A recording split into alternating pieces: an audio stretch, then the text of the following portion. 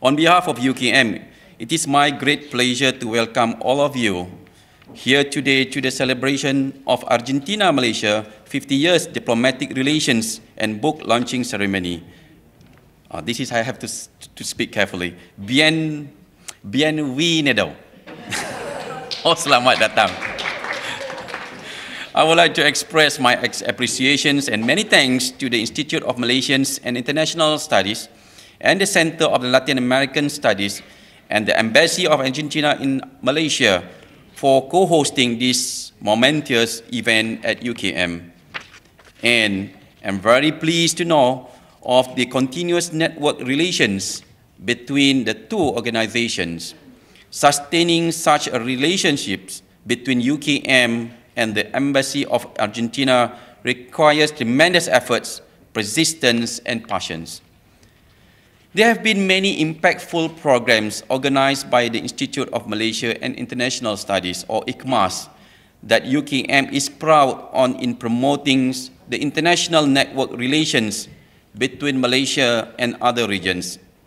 Since ICAL, or the Center of Latin American Studies at ICMAS UKM, was established in 2013, the connection between the two regions of Malaysia and the Latin American countries has been further strengthened.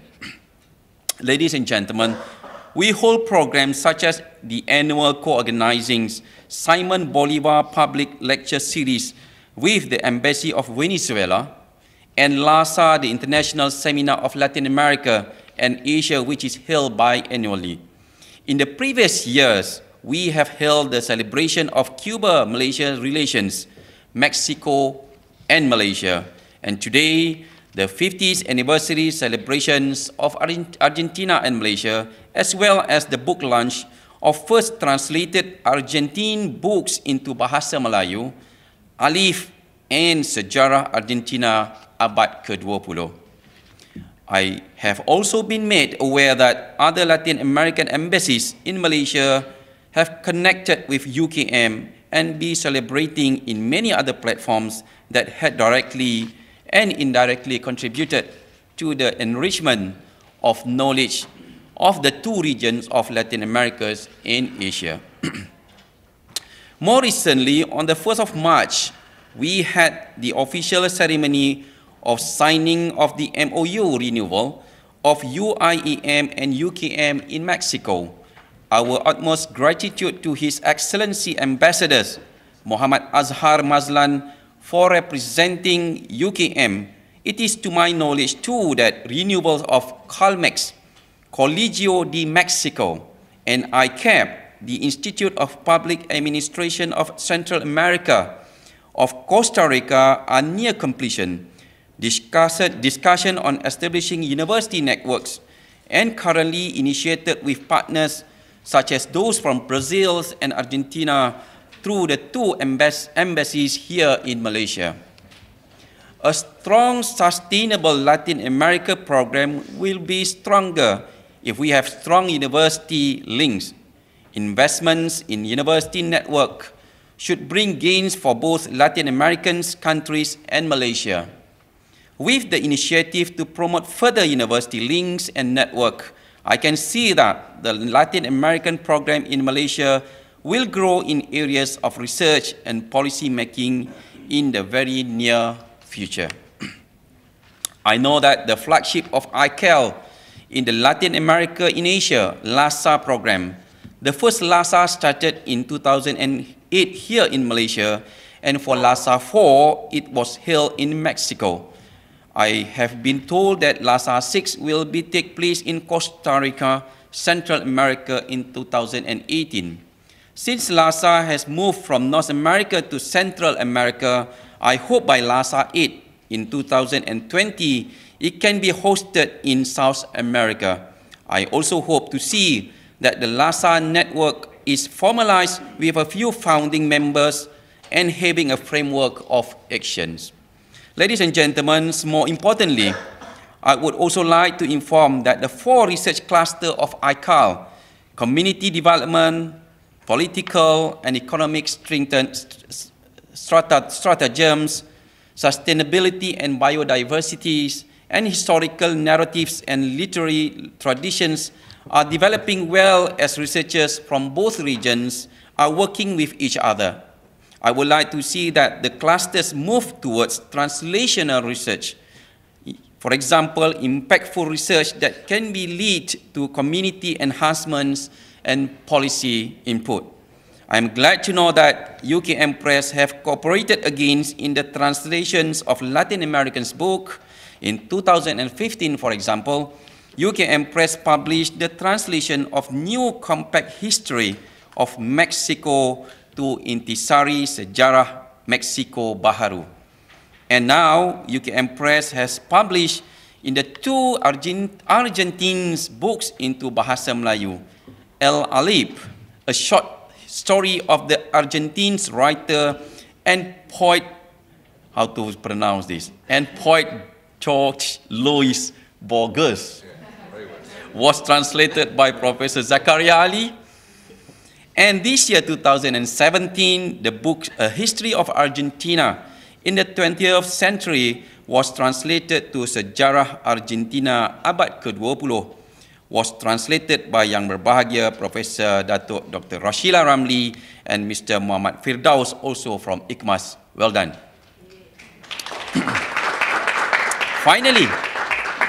Finally, I hope that the future generation will be able to benefit and further strengthen these ties from two mutual benefits. We are confident that they will be key players in building the bridge of these two nations. With that, thank you very much. I'm very happy to be able to be here today in this presentation of the first two Argentine books translated into Bahasa Melayu. So thank you very much for being here. Argentina and Malaysia are celebrating this year the 50th anniversary of their diplomatic relations, and many events are taking place, particularly in this month of May. An Argentine Cinema Festival, a gastronomic week starting next week, with the presence here in Malaysia of the renowned Argentine chef Diego Jaquet at the Ritz-Carlton here in Kuala Lumpur. The presentation, as it was already mentioned last week, of a joint Antarctic research program that is currently undergoing between the two countries in the Argentine Antarctic base Carlini. The celebration of our National Day in the Petronas Towers next Thursday, a symbol of Argentinian and Malaysian friendship and cooperation, and of course, this enlightening event that is taking place today. We are very proud of the partnership we established with ICMAS and ICAL for the developing of this project. Our work has made it possible to have the first two Argentine books translated into Bahasa Melayu. On the Argentine side, this was due to the existence of the ambitious Programa Sur program, which promotes and facilitates these cultural exchanges. The South program is a permanent policy of the Argentine Ministry of Foreign Affairs. It was created in 2009 with the purpose of promoting Argentine literature around the world by subsidizing the translation of works of Argentine authors to foreign languages. Since its creation to present time, it can be affirmed that the balance of this program constitutes an unprecedented success, added to the fact that Argentina occupies the second place in the editorial production of Ibero-American community, behind Spain. In fact, in quantitative terms, the Sur program has been transformed into the largest translation subsidy program in the Americas, with an average of 135 works published each year. To date, the Sur program has approved a total of 1,060 works, translated into 43 languages. These publications cover 48 countries, with an approximated budget of more than $2,500,000 US. The requests for approved translations include more than 400 Argentine authors. The diversity of interested countries, languages involved, ages, styles, and origins of the required authors, and the genres of translated works reaffirm the vast positive impact of this initiative. The first book we are presenting today is quite significant one for us, Alif, the Aleph of Jorge Luis Borges. Borges is one, if not the most, recognized Argentine writer in our history. He was born on August 24, 1899 in Buenos Aires. His father, Jorge Luis Guillermo Borges, was a lawyer. It was in his father's large library that the young Georgie, as he was called, discovered his love of reading. When Borges was a young boy, his family moved into Palermo, a suburb in Buenos Aires that influenced a lot his later work. He was profoundly influenced by European culture, English literature, and thinkers such as Berkeley, who argued that there is no material substance. The sensitive world consists only of ideas, which exists as long as they are perceived. Most of Borges' tales embrace universal themes.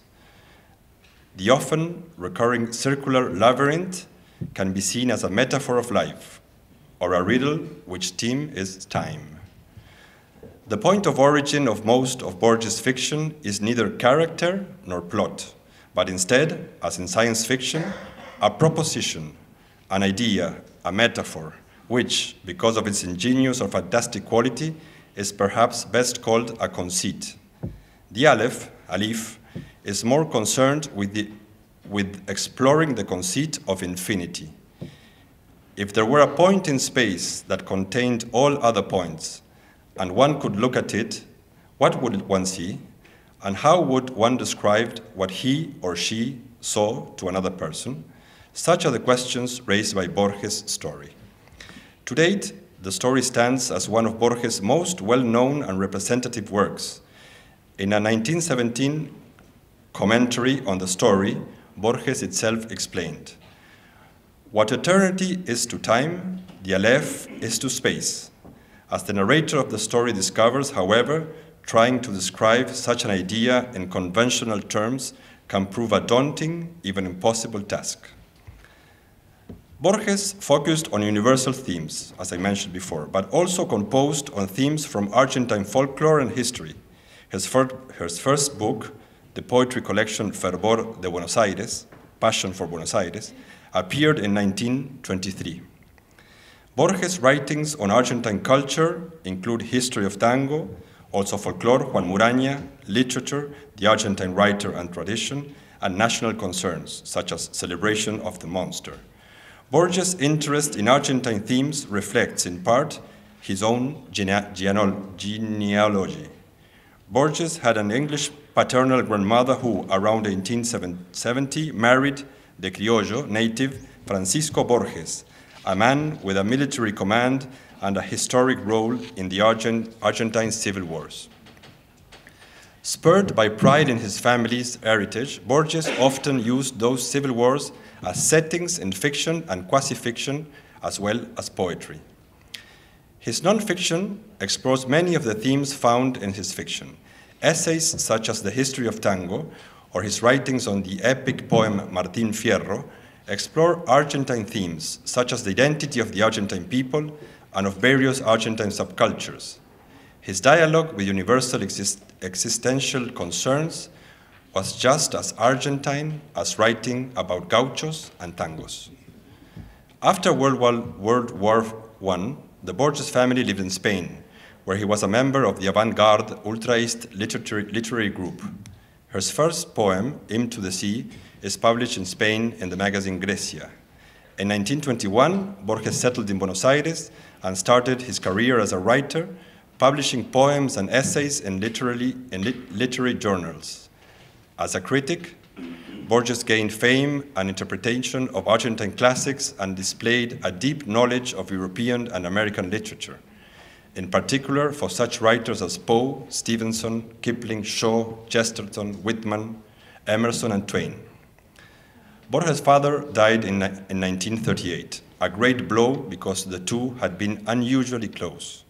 He also suffered a severe head wound, and after recovery, the experience freed in him deep forces of creativity.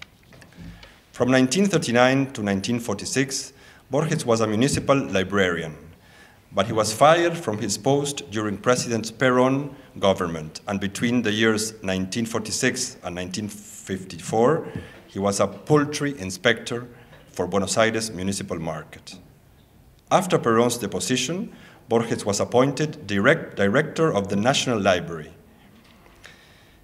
I speak of God's splendid irony in granting me at once 800,000 books and darkness, Borges noted, alluding to his now almost complete blindness. He was also professor of literature at the University of Buenos Aires and taught there from 1955 to 1970. After the death of his mother, who had been his constant companion, Borges began traveling feverishly. He died on June 14, 1986 in Geneva, Switzerland. His fictional universe was born from his vast and esoteric readings in literature, philosophy, and theology.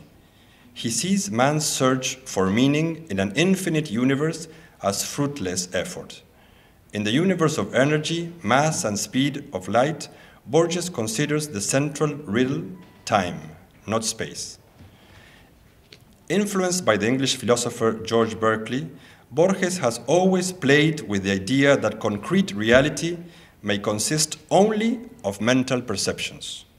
The real world, he used to say, is only one possible in the infinite series of realities.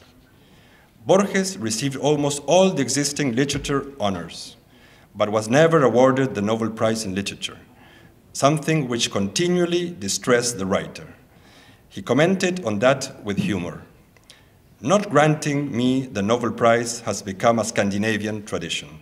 Since I was born, they have not been granting it to me. The second book we are presenting today, History of Argentina in the 20th Century, by Luis Alberto Romero, that was invited to come today, and he regrets not to be able to be with us at this moment, was originally published in Spanish in Buenos Aires in 1994. It instantaneously attained status as a classic. Written as an introductory text for university students and the general public, it is a profound reflection on the Argentine dilemma and the challenges that the country faced as it tried to rebuild democracy in those years, in the 90s.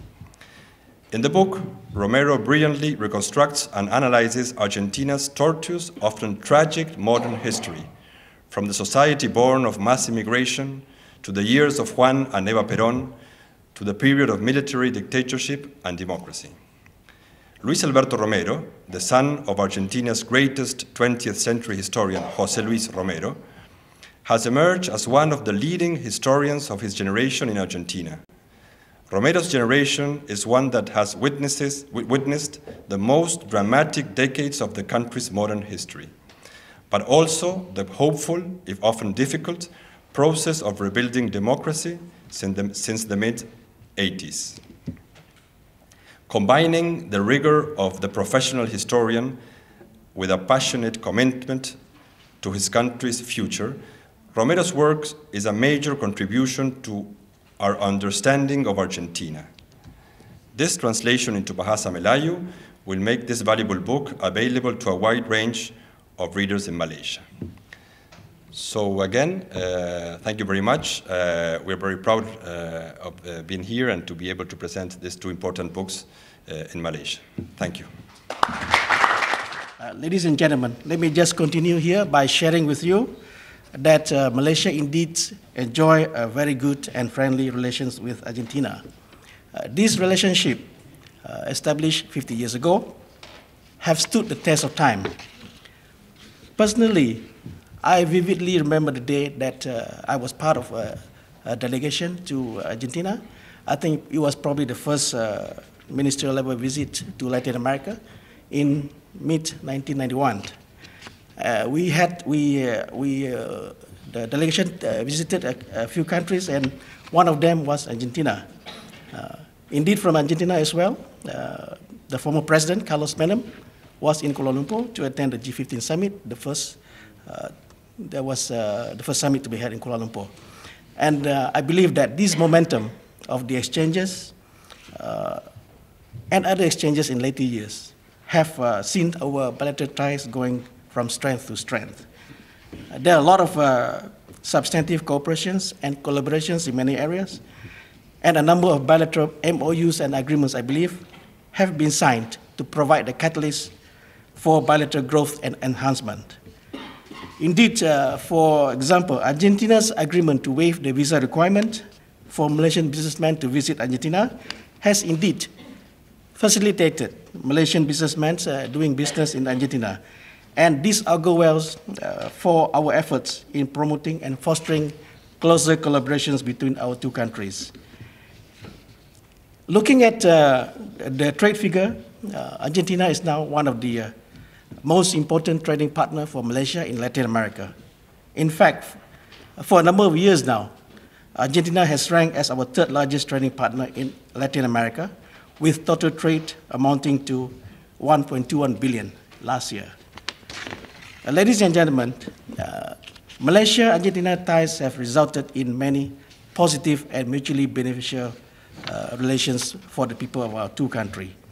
We believe that opportunities are abound for countries to explore other areas of cooperation in order to increase and create the good relations that both countries enjoy. Indeed, the launching of the two translated works, the translated work by Muhammad Firdaus Abdul Jabbar and Professor Datuk Dr. Rashida Ramli, entitled A History of Argentina in the 20th Century by Luis Alberto Romero, and the translated work by Dr. Zakaria Ali on the book Alep, short stories by Jorge Luis Borges, will undoubtedly provide us with yet another platform to enhance better ties by creating greater awareness among Malaysians, by appreciating the writings of Argentinian masters and understanding better the Argentinian culture and civilizations. I understand that both Jorge Luis Borges and Luis Alberto Romero were renowned and prolific Argentinian writers, and their works have been translated and published in the US and Europe. I understand that his work too he has too translated many works by other actors, namely Franz Kafka, Rudyard Kipling, Edgar Allan Poe, and Oscar Wilde. And I understand that Luis Alberto Romero has also written numerous publications on Argentina's history and civilizations, of which one must read and take lessons from. Ladies and gentlemen, reading through Professor Datuk Dr. Rashida Ramli's illustrious CV and fellow researcher Muhammad Firdaus, I'm sure that they have done an excellent job in translating the history of Argentina in the 20th century. I was also made to understand that Dr. Zakaria Ali, who has translated the short stories by Jorge Borges, has also translated a vast collection of Spanish literature, including a book by Pablo Neruda entitled 20 Love Poems and a Song of Despair. We must applaud such onerous undertaking by our academicians in promoting the beauty of this work, as well as enriching Malaysian readers with the Argentine culture in Bahasa Melayu. Similarly, while we learn of the Argentine history and culture and civilizations, we would also like to take this opportunity to encourage our fellow Malaysians as well as Argentinians to look into the possibility of translating the many historical and beautiful Malay folk tales written by the local into the Spanish language. This would, we believe, enable the people of the other side of the world to also learn and appreciate the Malay and Malaysian culture and civilizations. For Wisma Putra, we will encourage our ambassador, our newly appointed ambassador to Argentina to do the same by promoting Malaysia to the Argentine public. Presently, I'm told that our famous cartoon, Upin Ipin, has been translated into Spanish. This is a good start, and credit goes to the company in making efforts to promote our culture to the Spanish-speaking communities. Ladies and gentlemen, before I conclude to launch the two translated work, I would like to extend our most appreciation to Ambassador Salas and his team at the MC for their hard work in promoting and strengthening mutually beneficial cooperations with Malaysia, and also to congratulate again UKM, especially the Institute of Malaysian and International Studies, for such commendable efforts in translating these two Argentine books into Bahasa Melayu. On this note, I have the pleasure to announce the launching the two works, Sejarah Argentina Abad ke-20 dan Alif, koleksi cerpen Jorge Luis Borges. Thank you. Muchas gracias.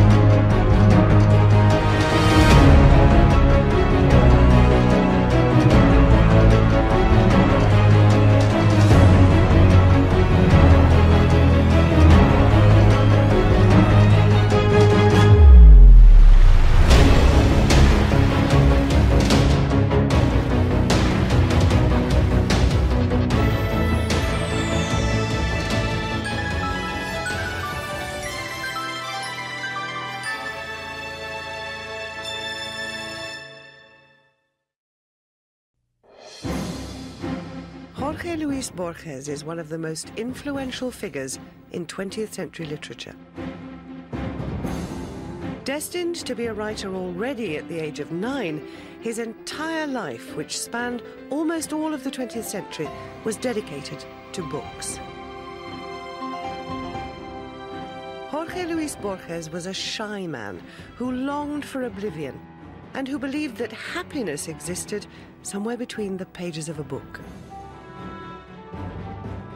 His influence on the very way people think about reading and writing is incalculable. Fame reached him late, sometime in his 60s, when he was already blind. It travelled beyond his native Argentina and acknowledged him in almost every language on earth.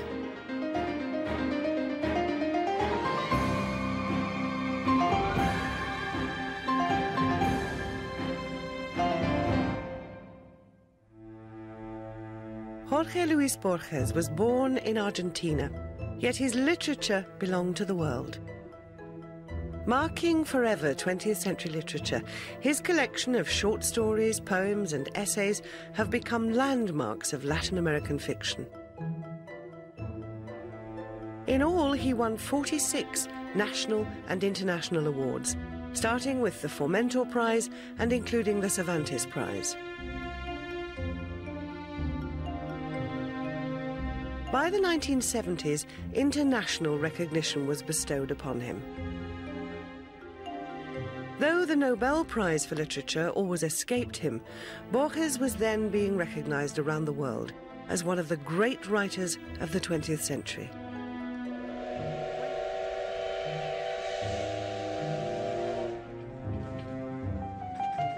Borges' dream world extended from the house in Palermo to the city around it and out into the endless continuity of the Pampas. Here in the open country, he discovered another aspect of Argentina's mythology. The land where his ancestors had fought. The vast sky and the gauchos whose romantic lives Borges said he envied. The quiet country estates and the rows of eucalyptus trees, the long siestas. Borges attended the Collège Jean Calvin and pursued his studies in French.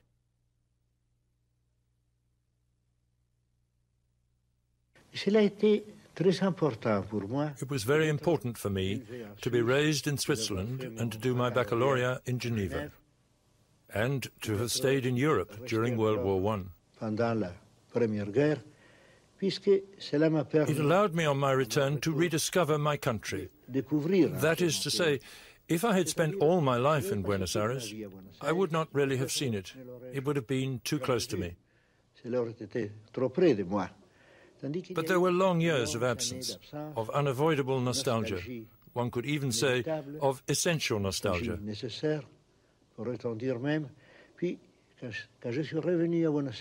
I returned to Buenos Aires around 1921 or 22. I rediscovered the city of my birth, the city of my fathers, of my forefathers, of my ancestors.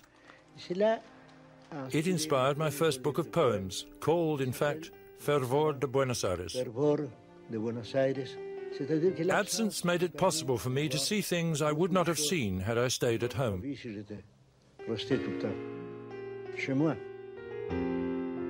And was it along this torpid, muddy river that the prows came to found my native city? The little painted boats must have suffered the steep turf among the root clumps of the horse-brown current. A cigar store perfumed the desert like a rose. The afternoon had established its yesterdays, and men took on together an illusory past. Only one thing was missing. The street had no other side. Hard to believe Buenos Aires had any beginning. I feel it to be as eternal as air and water.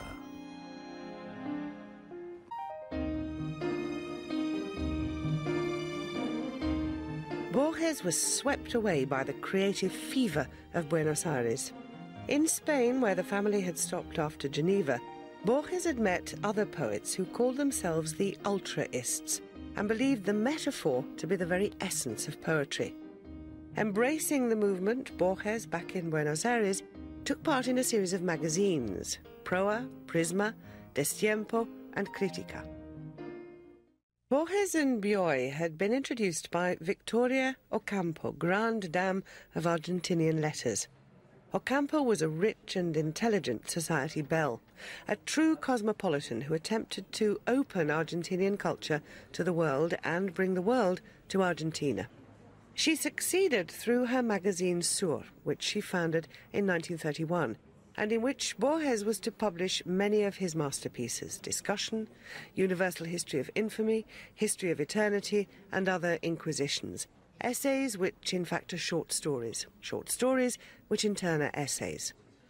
These texts, like those he published elsewhere, were gathered into books under the imprint of Sur. Sur allowed him a further opportunity to write about an art form which becomes for him a catalogue of reality, the cinema. Time is the substance I am made of. Time is the river which sweeps me along, but I am the river. It is a tiger which destroys me, but I am the tiger. It is a fire which consumes me, but I am the fire. The world, unfortunately, is real. I, unfortunately, am Borges.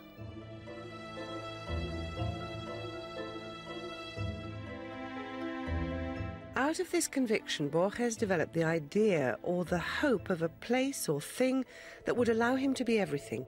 A place or thing that is all places and all things.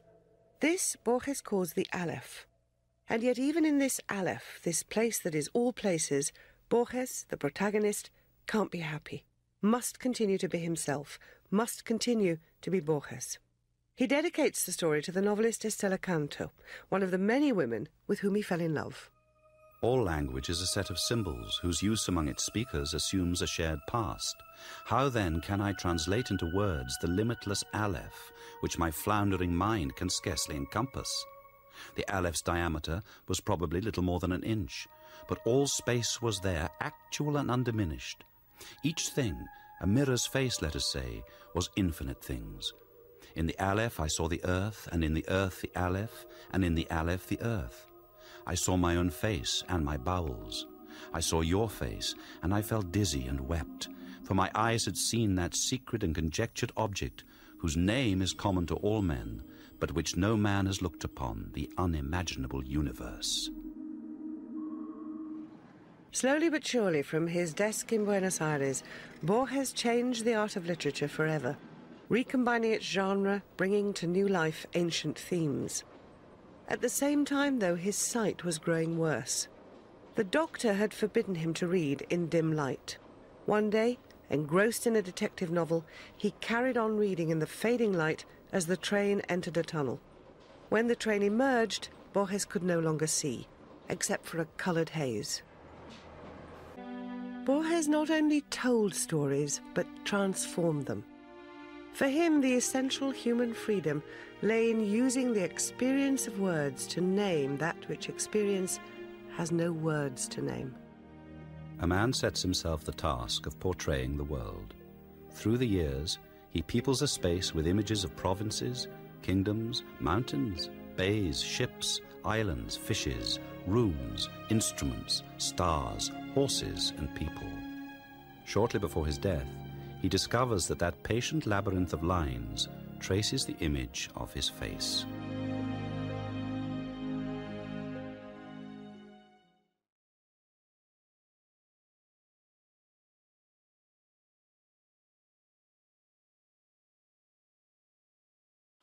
Dear officers of the Argentine Embassy, dear ladies and gentlemen, I am very thankful to the University of Malaysia and to the Argentine Embassy for the great effort involved in the translation of my contemporary Argentine history. I am particularly indebted to the translator, being myself very aware of the challenge involved in such an enterprise, including introducing readers to a rather different cultural background. Argentine is a mid-sized country in the South American continent who in the past saw splendorous times. In the last 4 or 5 decades, however, my country went into a long and lasting decadence. Argentina is also a country with a significant democratic tradition, which was sadly interrupted by violent dictatorships and also by authoritarian populist governments. On the bright side, today, Argentina is making a big effort to rebuild its institutions and its democracy. I wish that by reading my Argentine history, you will be able to understand our present problems, our hopes, and our expectations. It is also my greatest wish that the translation of my book contribute as a definite further step towards a far-reaching cooperation between our universities and also a fruitful interaction among our scholars. Thank you very much.